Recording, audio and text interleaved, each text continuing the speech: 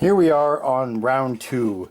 Well, actually, no, it's a Mobius kit. It's not a round 2, but it is the second shot at painting the stripe and the pentagon on the wing. You'll notice, or maybe not, that the wing is a few shades lighter than it was the last time. And here to show you the difference is what it looks like. What I've got taped is the primer coat. So that, the difference between those two coats, that's how much lighter it is. That's the original primer color that I had last time. So I'll cover that back up. And we're going to apply the templates for the pentagons. Now remember what I said about the material being a clear tape. There is actually a tape over that. You can see the glare there. What that's going to allow you to do is to reposition or position this on the wing much easier, since you're seeing through something that's very clear. So let me peel this up off the tape and we'll pick it up from there. Okay, so what we've got is the tape with over top of the vinyl, and I'm going to stick it down right now. Now the chief benefit of the clear tape is it's much easier to line up your points here. This top of this pentagon lines up exactly with this cross point here, and I am rubbing the toothpick into the panel line so you can see what I'm talking about. Right there is the top of the pentagon, and if you do that correctly, then you will line up here at the top, or right at the top of this protrusion here. Now what I'm going to do is, like I did before, kind of run the toothpick down the panel lines. Actually, I don't need to do that now. What I need to do now is to peel up the tape, and then I'll rub the panel lines down. Now you'll find there's a trade-off here. I usually use paper tape. That's a little bit tougher to see through, but it doesn't stick to the orange vinyl as much. This clear tape sticks to the vinyl a lot more, so you'll find it when you're peeling it up, you need to hold down, like take the toothpick and hold down the vinyl as you're peeling up the tape. Like I say, it's a bit of a trade-off because you are getting the better visibility. Let me pull this off and get back to you. The vinyl is down, and what I'm going to do now is to run the toothpick up through the panel lines to further solidify its connection. So now when I paint, I don't get any worry of the paint crawling under those creases, which if you run your paint too runny, you will have that problem, too watery. The problem I have with Tamiya sometimes is I run them too watery. So whenever I think it's just right, chances are it's a little watery. So I have to be conscious to make sure that I'm thinking it's a little stiff. Anyway, that's ready for putting the the exterior painter's tape on and then getting ready to paint. Here we have the pentagons painted. I'm going to remove the tape around the perimeter first, and then the masking themselves.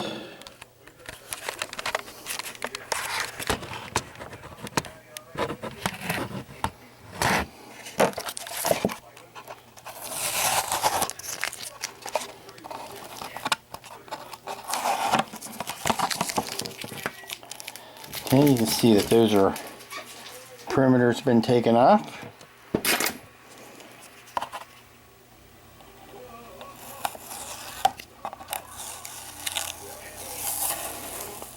Oh, much better. I like these colors a lot better than the first time.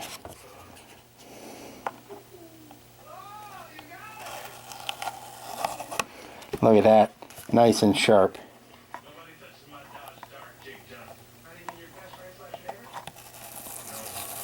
Ta-da! Ta-da! Dun, dun, dun. Ta-da! Beautiful. Okay, do the next one, and then the next trick will be to put the templates on for the black stripe. Go ahead and pull these off.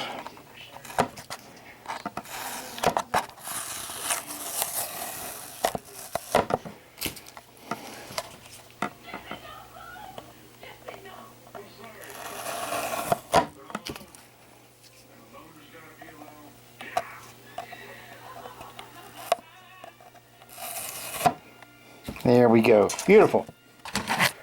Very, very happy. Nice. Nice and nice. Okay, now we mask for the black stripes. Now I think you'll agree those wings are much better than the first pass on them. That black is, like I said, not completely black. It is like 90%, 95% black with a little bit of gray in it to break it down. And now these wings are ready for weathering. What I'm going to try is to use some pastel chalks and put some, streaking going that way, and paint in use maybe some smoke or something to get in the crevices there to grease down those intricate parts. But this much is done, and there's the stripe on the bottom, and now all I have to do is do the same thing to the middle section, and we'll be ready to go. Because you have to put these clear pieces in the engines and trap them in between the top and bottom before or during construction, you might want to need something to keep them clean while you are painting, especially if you are going to paint the insides of these openings.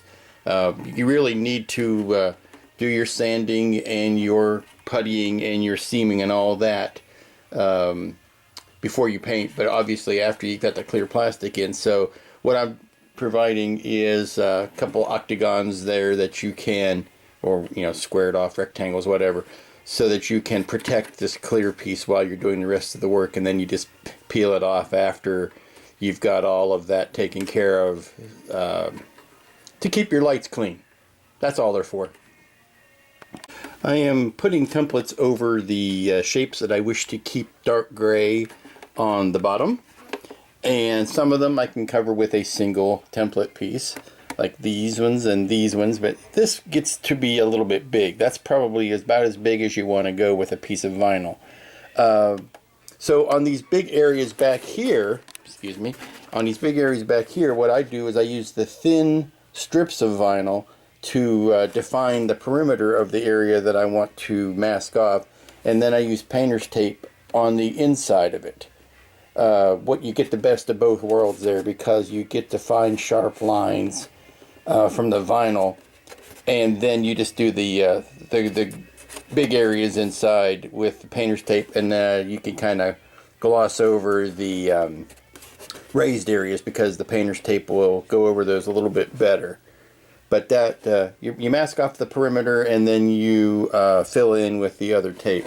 Now these stripes here that have to be a defined width, those are on the template sheet. Those are they just wrap around the engines at that point. And I'm going around and fitting the unique ones on the top where they need to go, so that I can do the lighter painting of the whole body next. Now the fun part comes in, the weathering.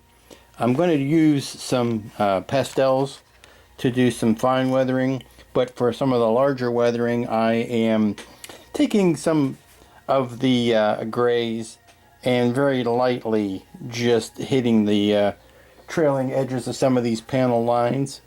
Using one of the long strips here to kind of bend it along this arc here to get the right sharp edge here. Taking a straight edge for the straight bits, obviously, and just putting a little bit of very light shading behind it. This is probably the darkest spot of shading on the whole bit right there. But again, another one of these things where when I think I'm almost ready to be done, I've probably overdone it. So I need to do it a little at a time, walk away, and then come back and see if I really need more or if I'm just carried away in the moment. And there's the final spray weathering. Like I said, I may go over it with some pastels and some streaking chalk, but right now that's the extent of it. And there is my argument that I make every time for painting details on rather than using decals. The weathering just goes so much better over painted details than it does over decals.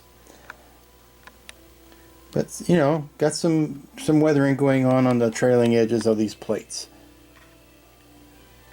This is the easy part compared to the big massive body, but what I want to do is get both of these done and put them on the body, or at least not glue them on obviously, but put them next to the body so that when I do weather the body, it will be consistent with the amount of weathering that was done on the wings. Here is the top. I'm trying to get some of this harsh lighting off of it.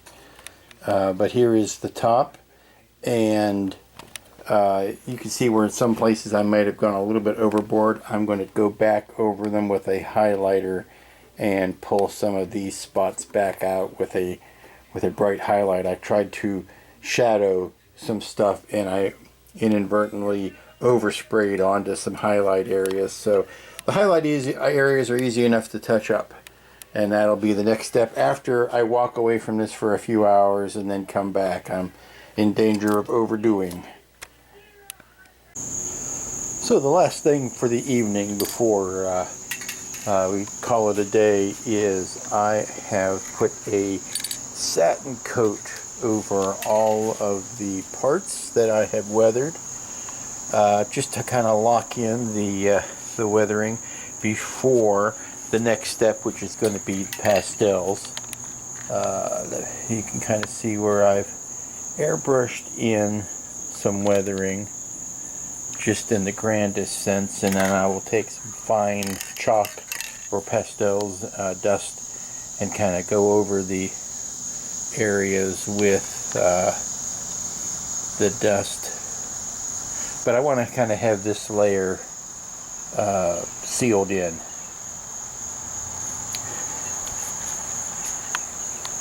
And here's the engines, of course. Now, after this has all been done and dusted and weathered, I will come back with a flat coat and do a flat pass on it. But as if I would do it decals. But right now, I'm giving it a nice satin finish, and it really does put a shine to the stripes and to the pentagons. Very nice, very nice. More tomorrow. It is Sunday, slightly afternoon, and it's time for a State of the Raider address.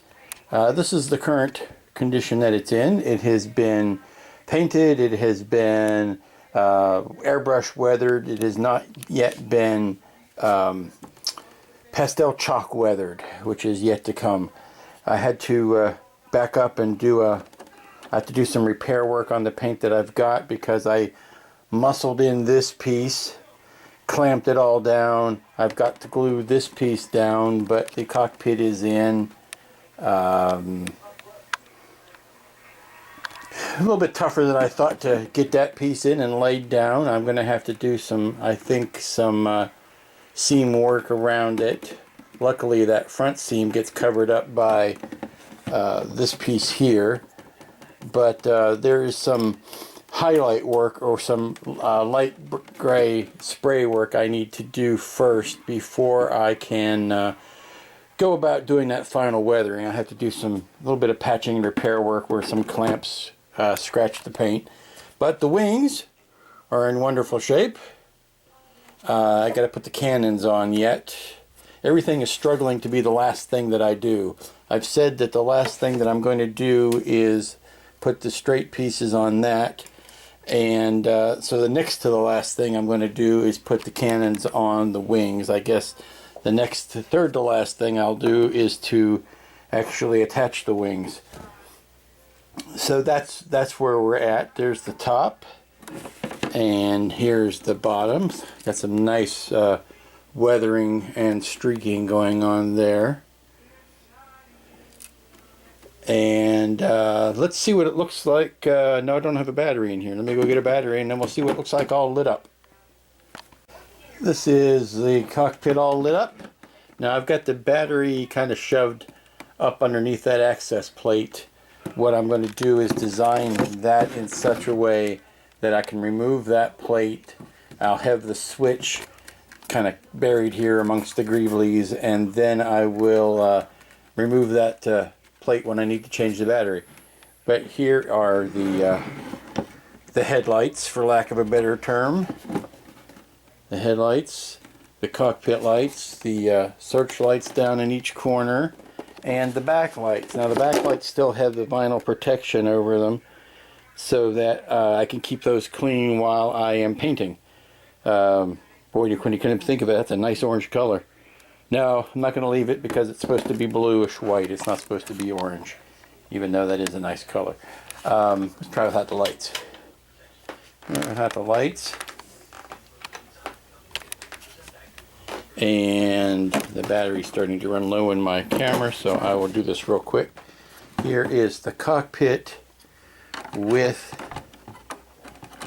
the louvers kind of in place but not glued down, and that's the impression that it gives from the front. I still have to paint this area the lighter color, and here's what a wing kind of looks like in place. So we're getting there. Won't finish it this weekend, but we're getting there.